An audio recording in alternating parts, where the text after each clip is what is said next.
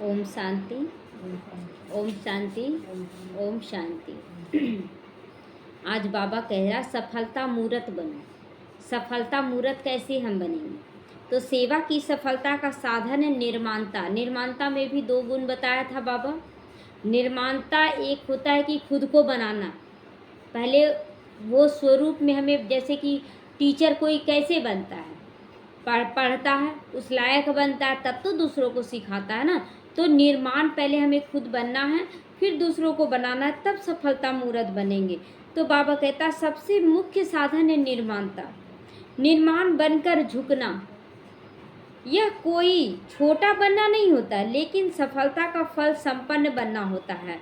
अगर हम झुक रहे हैं और झुक के सबको मिला ले रहे हैं तो ये हो गया निर्माणता। तो पेड़ भी क्या करता है, झुकता है ना। फल लग जाने के बाद झुक जाता है, टाइट तो नहीं बनता है। तो हमें भी जितना हम झुकेंगे, यानी कि उसका निशानी है कि मेरे ऊपर फल लग चुका है। अगर हम टाइट हैं तो समझ लीजिए अभी फल लटका ही नहीं है, फल नहीं लगा, इसीलिए हम टाइट बनकर चल रहे हैं। तो बुद्धि जो भी निर्णय करे वह श्रीमत के अनुकूल ही हो। क्या बात बोला, पहले बाबा बोला कि निर्माणता का गुण होना चाहिए, कि हम खुद को पहले तैयार के हर तरह से श्रीमत के अनुसार दूसरों को भी तैयार करें, और श्रीमत को पालन करने में एक्यूरेट रहें, कोई भी कमी नहीं, कोई मन मत यूज ना करें। तो बाबा कहता श्रीमत के अनुसार बुद्धि काम करे। बुद्धि में सदा बाबा की स्मृति हो तो ऑटोमेटिकली जजमेंट सत्य और सफलता वाली होगी। जजमेंट क्या होगा, सारी आत्माएं क्या बोलेंगी, नहीं ये श्रीमत के अनुसार ही कर रहे हैं, तो वो हर जगह पे सफलता मूर्त बनेंगे, सबके दिलों पे जगह बना लेंगे। तो हमें क्या करना है, सफलता मूर्त बनने के लिए निर्माण करके, अपने आप को निर्माण बना करके निर्माण करना है, श्रीमत के अनुसार पूरा एक्यूरेट चलना है। उसके बाद श्रीमत में भी बाबा शब्द यूज हो, कि बाबा करा रहा है तब हम कर रहे हैं, तब जाके फिर बाबा कहता है कि ये निर्माणता का गुण आता चला जाएगा। जीवन में कई बार धोखा खाने का मतलब ये नहीं है कि मेरे अंदर परखने की शक्ति नहीं थी। बाबा कहता है ना कि देखिए, जब ठोकर खाते हैं तो चलना तो आप जानते हैं, चल रहे हैं, लेकिन क्या होता है कि चलते चलते अचानक कुछ सोच चलते रहता है, उसके बाद चल रहे तो ठोकर खा लेते हैं। तो चलना आ रहा है लेकिन ध्यान कहीं और रहने से वो ठोकर खा लेता है। तो दूसरा बार से क्या रहेगा ध्यान, कि सोच पर भी ध्यान रहेगा, तो चलने पर भी ध्यान रहेगा कि रास्ते में कहाँ पत्थर है, क्योंकि आपको चोट का एहसास हो गया कि चोट लगता है तो दर्द होता है। तो इसीलिए बाबा कहता है कि बच्चे बार बार धोखा खाने का मतलब है परखने और निर्णय करने की क्षमता में कमज़ोर होना। परखने और निर्णय करने की क्षमता बढ़ाओ तो धोखा खाने से बच जाओगे। ये जो धोखा खाए, हम सोच में चल रहे थे, गुमसुम होकर चल रहे थे, तो ध्यान नहीं दिए, चलना हम जान रहे थे लेकिन फिर भी हम धोखा खा लिए, तो यानी कि मेरे अंदर कोई कमी है। तो या इसीलिए बाबा कहता कि बच्चे सारी कर्मेंद्रियों को खोल कर चलो, कोई भी कर्मेंद्रियां तुम्हें धोखा ना दे। देखिए आँख रहते भी फिर भी हमें वो गिरा दिया। तो इसीलिए बाबा कहता है कि बच्चे कोई भी कर्मेंद्रियां तुम्हें धोखा ना दे। यदि आप चलना सीख गए हो, देखना समझना सीख गए हो, तो उसमें भी सफलता मूर्त एकदम आसानी से आप चल लोगे। आसानी से आप सब कुछ चारों तरफ, आप बुद्धि से आप देख भी रहे हो चारों तरफ क्या हो रहा है, मन में बुद्धि में भी चल रहा है कि क्या याद करना है, बाबा को कैसे याद करना है। कोई मिल गया अगर वैसी आत्मा जो दुख सुनाने लगी रास्ते में, चलो उसको भी बाबा का परिचय दे देते हैं। तो ये सारा कार्य आप एक साथ कर सकते हैं। सारी कर्मेंद्रियों को जब आप कंट्रोल कर लेंगे ना, तो सारा कार्य आप एक साथ कर सकते हैं। लेकिन क्या होता है कि जैसे ही क्लास में आते हैं तो बाबा शब्द याद रहता है, बाबा का श्रीमत याद रहता है, लेकिन जैसे ही बाहर निकलते हैं तो अनेक लोग मिल जाते हैं, अनेक तरह की बातों में फंस जाते हैं। वो लोग ठीक हैं, वो लोग अपनी बातें कर रहे हैं, लेकिन हम क्या करते हैं ना, भूल जाते हैं अपने बाबा को, और क्या करते हैं, उनकी बातों में ध्यान देना शुरू कर देते हैं। बाबा कहता सुनने में मना नहीं है, आप सुनो, लेकिन उसको फिर बाबा के अनुसार चलने के लिए बोलो। बाबा के अनुसार बोलो कि नहीं, आपका सारा सब कुछ अच्छा हो जाएगा, भगवान आया है सबका दुख दूर करने के लिए। तो इस तरह से सबको रास्ता बताते हुए रास्ते में चलना है, तो क्या होगा, आपका आना जाना भी सफल हो जाता है, आपका आना जाना भी सफल हो जाता है। यदि अपने ऊपर बोझ समझ कर लेकिन सेवा करोगे, दूसरों की भलाई में आनंद अनुभव नहीं होगा। भलाई तो आप करोगे, लेकिन अगर बोझ समझकर, बाबा बोला है ना इसलिए सेवा करना है, ये बोझ नहीं, बाबा कहता आनंद है। जितनी आत्माओं को आप दुख से निकालोगे, आपको आनंद की फीलिंग आएगी। इसीलिए इस आनंद की अनुभूति के लिए हमें सेवा करनी है, बाबा के दिल में जगह बनाने के लिए सेवा करनी है, तो फिर आनंद महसूस होगा। लेकिन अगर बोझ समझेंगे कि क्या करें, बाबा तो रोज़ बोलता है ना सेवा करो सेवा करो, नहीं करेंगे तो फिर बाबा से क्या मुंह दिखलाएंगे, तो ये बोझ अनुभव होगा, प्यार नहीं है ये। बाबा हर बात बोलता है मोहब्बत में करो, मजबूरी में मत करो। तो आप इस आनंद को की कमी नहीं महसूस, बाबा कहता है ना इस आनंद की कमी फिर महसूस करोगे। तो आप भगवान को मिलने के बाद देखिए खुशी मिला, सुख मिला, कम थोड़ा बहुत भी सुख मिला, लेकिन दुनिया में भी सुख मिला। लेकिन कहा जाता है ना कि जो भगवान को पा लेता है वो आनंद की अनुभूति करता है, परमानंद में खो जाता है, एकदम कुछ उसको दिखता ही नहीं कि क्या हो रहा नहीं हो रहा, इतना वो आनंद का फीलिंग करता है अंदर से। तो वो आनंद की फीलिंग नहीं होगी जब हम बोझ करके सेवा करेंगे। तो हमें अपनी सारी कर्मेंद्रियों को समेट कर सही समय पर सही दिशा देकर अपनी कर्मेंद्रियों को, उसके बाद सेवाओं में हमें आगे बढ़ना है, हर जगह सेवा करना है। तब जाके हमारी सेवाएं क्या होंगी, सफलता मूर्त हमें बना देगी। हम करेंगे जरूर सेवा, लेकिन अगर बोझ अनुभव करके करेंगे तो जो सेवा में सफलता मिलेगी उतनी नहीं मिलेगी जितनी आशा रहती है। तो बाबा कहता है किसी भी व्यक्ति के तन और मन के स्वास्थ्य का राज अभी सभी साथियों को बताओ। बाबा कहता है ना कि तन और मन हमारा स्वस्थ कैसे हो रहा है, खाना वही खा रहे हैं, बाहर वाले भी वही खा रहे हैं, लेकिन हम मन से क्या कर रहे हैं, बाबा को बार बार याद कर रहे हैं, हर बात में बाबा को याद कर रहे हैं। और कोई भी काम करने से पहले ये नहीं सोचते कि हम ही ज़्यादा करें कम करें, कुछ नहीं। बाबा ये सेवा भाव से करते हैं, बाबा को याद करते हुए आनंद की अनुभूति में करते हैं। तो क्या होता है कि मन का जो आनंद है वो शरीर भी ग्रहण करता है और शरीर हमारा स्वस्थ होने लगता है। तो बाबा कहता है कि बच्चे आज के डेट में जितने भी लोग हैं वो चाहे तो मन से डिप्रेस्ड है, चाहे तो तन से बीमार है, लेकिन इन दोनों का कारण है कि वो मन से खुशी आनंद को अनुभूति नहीं कर पा रहा है। जी जरूर रहा है, सब कुछ कर रहा है, लेकिन जो आनंद मिलना चाहिए मन बुद्धि को वो आनंद नहीं मिल रहा है, जिसके कारण वो डिप्रेस्ड हो जा रहा है, अशांत हो जा रहा है। तो बाबा कहता है कि बच्चे जाओ, सब जगह संदेश दो, परमात्मा का संदेश सब जगह देना है, ताकि हर व्यक्ति को अनुभव हो कि भगवान से मिलने से क्या सुख होता है। सबको बोलना है कि आप देखिए तो क्या अनुभूति होता है। तो बहुत लोग तो सोचते हैं कि अरे धारणा करना पड़ेगा, ये कितना भी दुख हो रहा है सभी को, लेकिन इसी दुख में जी रहे हैं, लेकिन ये धारणा उनको मुश्किल लग रहा है। हाँ, बस वही धारणा देखकर पीछे हट जाते हैं। लेकिन बाबा बोलता है अरे इतना दुख बढ़ जाता है, बीमारी बढ़ जाता है कि आप मजबूरी में भी छोड़ देते हो सब कुछ। तब कैसे धारणा, वो धारणा नहीं कहलाता है, वो परहेज कहला लेता है वहाँ पर कि क्या करें, अब बीमारी आ गया तो परहेज, मतलब बीमारी में जो परहेज बताता है ना तो उसमें उसको एक आशा होता है ना कि हम फिर से खाएंगे, ठीक हो जाएंगे ना, फिर से खा लेंगे। और यहाँ पर क्या सोचते हैं ना लोग कि अरे एक बार छोड़ेंगे तो फिर खाने लगेंगे तो कहीं पाप ना चढ़ जाए, तो छोड़ने में भी डरते ही। लेकिन हम लोगों को छोड़ना क्या है, हम लोगों को तो प्राप्ति ही प्राप्ति नज़र आ रहा है।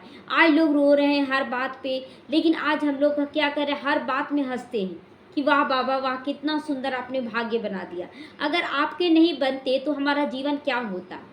ऐसी ऐसी अनुभूति, ऐसी ऐसी रूह रिहान बाबा से करते हैं ना अंदर में कि बाबा मिला तो हमें क्या मिल गया, कितना खुशी मिल रहा है। और ये बाहर वाले अनुभव करते केवल बाहरी चीज़ों को देखकर कि सोचते बस ये छोड़ना पड़ेगा, ये छोड़, अरे क्या मिल रहा है, भगवान से क्या मिल सकता है ये तो सोचो। अभी कर रहे हैं, अभी छठ करते हैं तो छठ में भी देखिए कितना त्याग तपस्या होता है, लेकिन अच्छा लगता है तब तो लोग छठ इतने लोग कर रहे हैं, क्यों कर रहे हैं, उसमें कुछ तो अनुभव होता है ना कि बहुत शांति मिलता है, बहुत अच्छा लगता है। तो इतना त्याग तपस्या क्यों क्यों करते हैं। तो उसी तरह अगर हम लोग डायरेक्ट भगवान को प्राप्त कर लें तो कितनी खुशी मिलती है, लेकिन इस चीज़ की महसूसता लोगों को नहीं है, तो लोग फिर उदास हो जाते हैं, निराश हो जाते हैं। तो बाबा कहते हैं बच्चे आप अपने संकल्पों की शक्ति को जानते हो ना। अपने संकल्प करो कि मैं कर रहा हूँ, कोई भी धारणा, मैं कर रहा हूँ बाबा, मैं आपके साथ चल रहा हूँ, तो ये संकल्प ही आपको क्या करेंगे, आगे बढ़ा देंगे। संकल्प शक्ति के आधार पर ही आप अपने पास विद ऑनर की स्थिति को प्राप्त कर सकते हो। पास विद ऑनर क्या है, विजयी होने का। आज विजयी हुए बहुत सारा चीज़ों में, जैसे कि बहुत सारा कमी कमजोरी था, बहुत सारा गलत हमारे अंदर विकार भरा हुआ था, उन सब पर विजयी हो रहे हैं। तो जो बच्चे अमृत वेले से रात तक अपने मन बुद्धि को एक बाप की श्रीमत पर लगा देते हैं, उसका जिम्मेवार बाप हो जाता है। फिर बाबा ही उसका जिम्मेवारी लेता है। और देखते हैं छोटी छोटी बातें भी बाबा को समर्पण करते हैं हम लोग। छोटी छोटी बात भी, एक घर का काम भी होता है, बाबा आ जाओ, आ जाओ बाबा, इतना काम है, आ जाओ कर दो। अब खाना खा रहे बाबा, आ जाओ आप साथ में खाओ और खिला दो। खाना बना रहे बाबा, आ जाओ। कहीं जा रहे हैं बाबा, आपके साथ हम जा रहे हैं। मतलब हर छोटी बातों को भी क्या करते हैं, बाबा के आगे समर्पण। और ये समर्पण से क्या होता है, एक तो बाबा याद आता है, और दूसरा समर्पण करने से जिम्मेवार बाबा हो जाता है सब चीज़ का। तो फिर देखिए वो कार्य कैसे हो जाता है, बहुत अच्छे से हो जाता है। लेकिन वही समर्पण नहीं करते, भूल जाते हैं, आप कुछ अनहोनी होता है तो बोलते हैं ना कि बाबा को हम याद नहीं कर पाए, बोल नहीं पाए, तो यानी कि जिम्मेवारी नहीं दिए बाबा को। तो इसीलिए बाबा कहता है कि बच्चे अमृत वेले से लेकर रात तक श्रीमत प्रमाण बाबा को समर्पण करते जाओ, और सब कुछ सौंप कर उसके बाद करते भी चले जाओ, रुकना नहीं है। तो बाबा कहता है इसीलिए बाप की इस श्रीमत को महीनता से समझो। ये सब भी एक श्रीमत है जो हम समर्पण कर रहे हैं बाबा पर। बाबा कहता है ये सब भी एक श्रीमत है।